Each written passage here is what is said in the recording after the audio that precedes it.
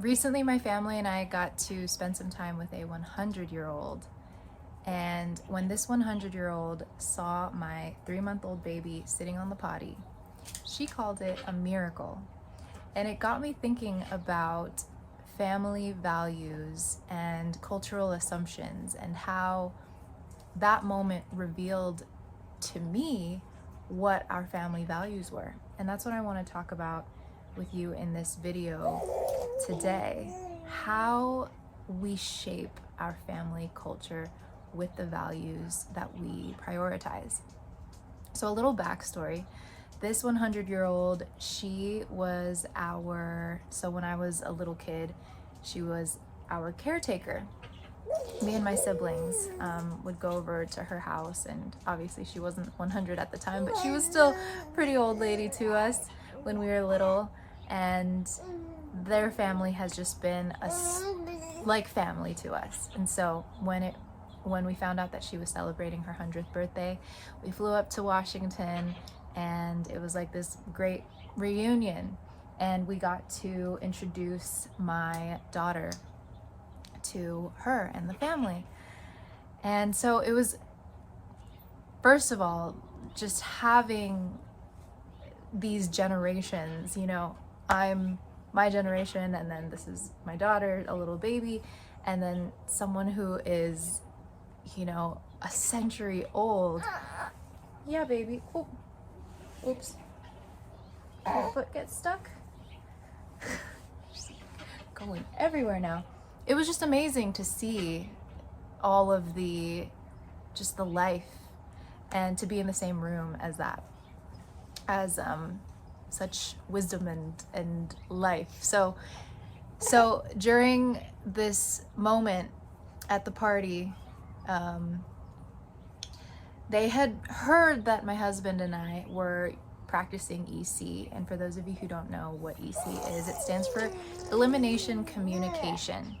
And it's based on the belief that babies don't like to sit in their own poo or pee, much like us as adults. It's uncomfortable, it can give you rashes. And so this method is a way for you to communicate with your baby whenever they need to go, and give them opportunities to go to the bathroom outside of their diaper.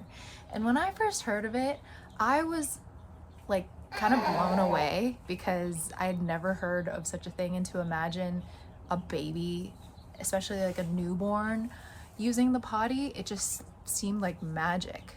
But when I first did it, like I learned how to do it, and I did it with my daughter, and she literally did it, I was just mind blown. And so yeah, we've been doing EC with her since she was about 6 days old, and it's been working really, really well for us.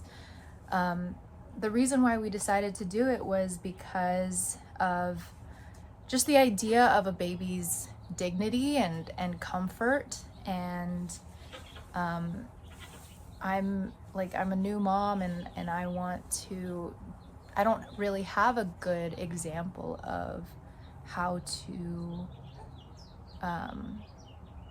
raise a whole child, like coming from a family of divorced parents.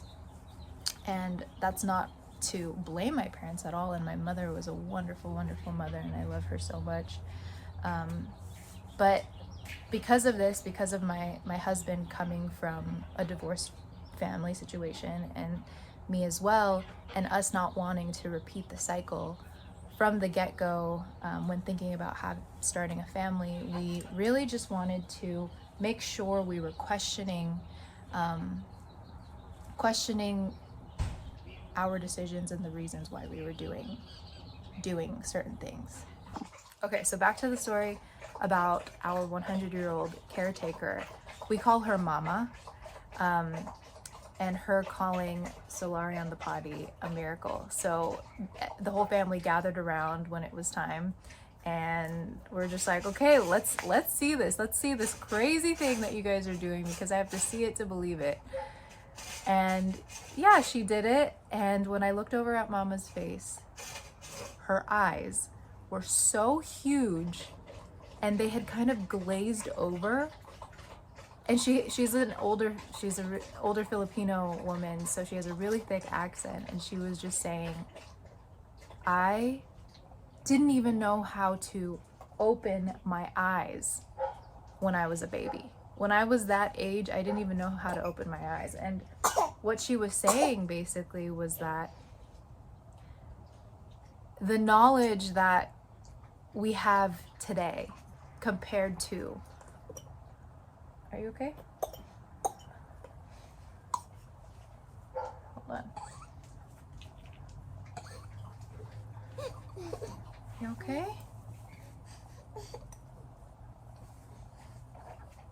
Oh gosh. Okay, cool. She's been feeling. Okay. Okay, you okay? Oh my gosh. Okay. All right. Just look at Angel. Hi, Angel. Okay, she's okay. The knowledge that we have today compared to when she was a child is just, it's incredible. And it really got me thinking about family values and what they revealed about our family, and how your values really can shape, I mean, your values really shape the culture of your family, and also just how consciousness expands within your family, and even your extended family and your community at large. So okay, baby, keep talking. Yeah. So when I had discovered EC, I wanted to do it not for the sake of being different or trendy. It's not even a trend, but it was because it opened my mind to the thought of a baby's dignity, and how we can respect the innate intelligence of our babies, and how it kind of challenged my own assumptions that I gained from just living in society about the capabilities of babies.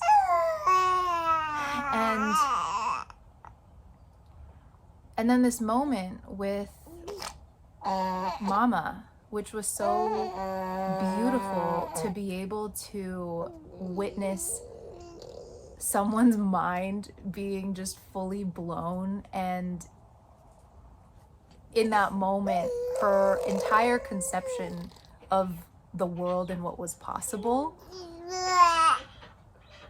fully just expanded. And that was so beautiful. So this is, I guess I wanted to just share that, because even if you're not into EC, or you never want to do something like this is an invitation to evaluate, like, where might you be on autopilot in life, especially in parenting. Like, what are some notions that you've accepted just because it's what your parents did before you, and what society has taught us. It's really an exciting journey to be able to, or to just question everything and question our assumptions of things, and truly see what is possible. It feels like such a spiritual growth when you get to do things differently for the sake of just raising happy, healthy, intentional, wise, wild humans. And with that, a family culture that is unlike anything that this world has seen before, because it is our design to just go into the unknown and come out something new. So what is one small habit that you can evaluate in your life and make sure that it is aligned with your values? And if it's not, how might you replace it with something that is aligned with your values? I'd love to hear it. If you have any epiphanies to share, any ideas, leave them in the comments below. And until next time, be well today.